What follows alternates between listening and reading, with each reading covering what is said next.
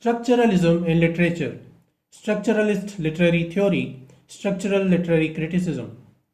Hello and welcome to the Discourse. Structuralism is a 20th century intellectual movement that revolutionized the study of language, culture, and human thought by emphasizing the importance of underlying systems and structures. Emerging from linguistics, Ferdinand Saussure, and expanding into anthropology, Claude Lévi-Strauss, psychology, Jacques Lacan, and literary theory, Roland Barthes, structuralism argues that meaning is not inherent in individual elements but arises from their relationships with larger systems. This approach fundamentally challenged dominant philosophies like individualism, existentialism, and Romanticism by shifting focus from subjective experience to impersonal structures. Understanding structuralism. Structuralism is a way of understanding systems, whether in language, culture, or thought, by examining their underlying structures rather than their individual parts. Just as the solar system is governed by invisible forces, gravity, orbital mechanics, structuralism argues that human culture and meaning are shaped by hidden systems of rules and relationships. In the solar system, the sun's gravity determines the movement of all planets. Similarly, in structuralism, there is always a central organizing principle, that is, language rules cultural codes, that shapes meaning. In language, grammar like the sun's gravity governs how words function, regardless of individual speakers. Planets have no meaning in isolation. Their identities, Earth versus Mars, depend on their position in the system, distance from the sun, orbital patterns. Similarly, words like hot only make sense in relation to others, cold. A mother is defined by her structural role in a family system, not her individual traits. The solar system as a whole balances oppositions, inner planets rocky versus outer planets gaseous, order versus chaos. According to Lévi-Strauss, opposite binaries like life-death, nature-culture are paired to create meaning. Laws govern individuality. A planet cannot choose its orbit. It obeys universal laws. Likewise, structuralism argues humans don't freely create culture. They follow unconscious rules. For example, kinship systems, narrative patterns in stories. The solar system shows how structuralism replaces individualism with systems thinking. Just as planets depend on cosmic laws, humans depend on cultural structures, language, myths, social norms to create meaning. Structuralism has similarities with determinism. Both reject absolute free will. Structuralism sees human thought as shaped by pre-existing structures, while determinism views actions as caused by prior conditions. Both emphasize systems over individuals. Structuralism analyzes cultural systems, while determinism examines causal systems. Both challenge humanist notions of autonomous subjectivity. The difference is that while structuralism emphasizes on meaning-making systems, language, culture, determinism deals with causal chains over physical processes and mental events. Structuralism in literature. In literature, structuralism studies underlying systems of text that generate meaning, language, culture, narrative patterns. The purpose is to look for universal structures, for example, binary oppositions, mythic patterns. Unlike formalism, structuralism treats text as part of a larger cultural or linguistic code.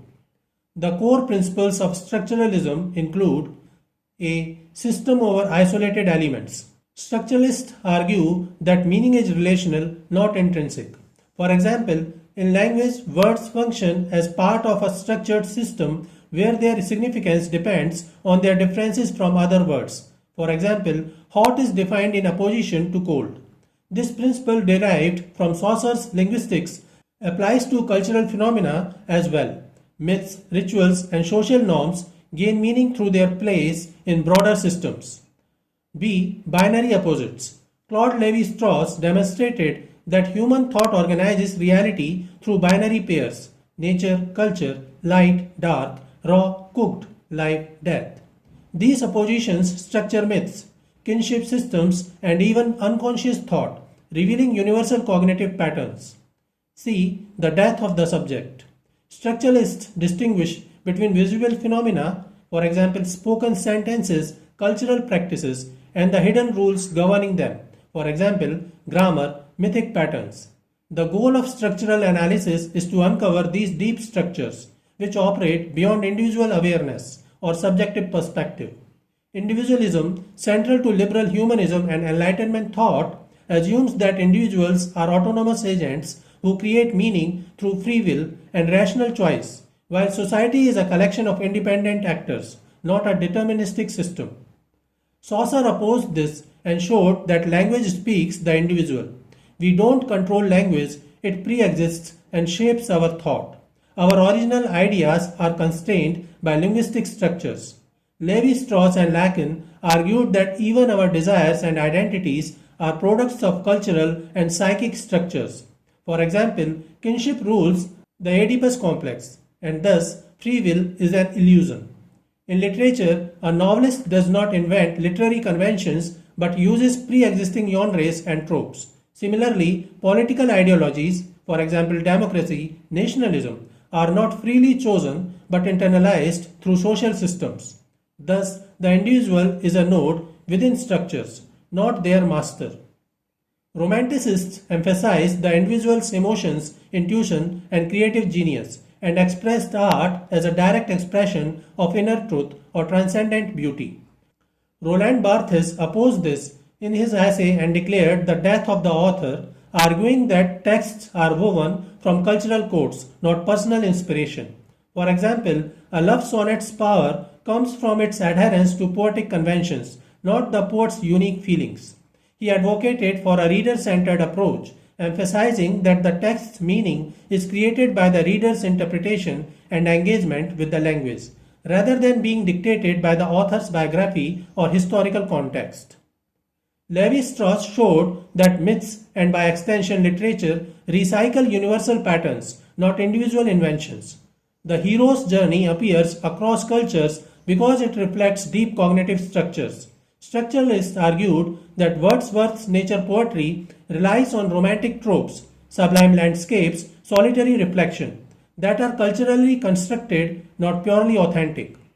Structural analysis of narrative structures. Structuralist literary analysis reveals how narratives operate through universal patterns and binary oppositions rather than individual creativity or moral lessons. Examining fairy tales through this lens, scholars like Vladimir Propp and Lévi-Strauss demonstrate how stories like Cinderella follow predictable structural units that transcend cultural boundaries. Rather than focusing on the surface level moral about kindness being rewarded, structuralists identify deeper narrative functions. The oppressed heroine establishing a binary between Cinderella's goodness and her stepsister's wickedness, the magical helper, where the fairy godmother serves as a structural role rather than a fully developed character, the transformative test represented by the ball and lost slipper, and the resolution through marriage that restores social order. This same fundamental structure appears across countless cultural variations of the tale, proving the existence of a universal narrative grammar underlying human storytelling. The structuralist approach to classical myths similarly bypasses psychological interpretations in favor of examining how these stories resolve cultural contradictions through mythic logic.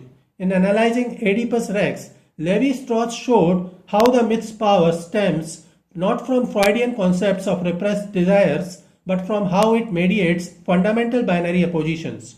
The story wrestles with contradictions between fate and free will, between family bonds and state authority, and between different origin stories of humanity, whether humans spring from the earth or are born from parents. These structural tensions give the myth its enduring resonance across cultures and historical periods. When applied to Shakespearean tragedy, structuralism reveals how plays like Romeo and Juliet follow predetermined conventions that shape their meaning. The drama unfolds through essential binaries, the private world of the lover's passion, contrasted with the public feud between their families. Structural elements like the recurring foreshadowing through celestial imagery, stars, omens, create a sense of fatalistic inevitability that drives toward the tragic conclusion. From a structuralist perspective, The lovers' deaths are not merely emotionally poignant, but serve as a narrative necessity to resolve the established conflict between love and social order. This analysis demonstrates how even the most celebrated works of literature operate within established systems of meaning rather than springing fully formed from individual genius. So this is it for today. We will continue to discuss the history of literary theory and analysis. Please stay connected with the discourse. Thanks and regards.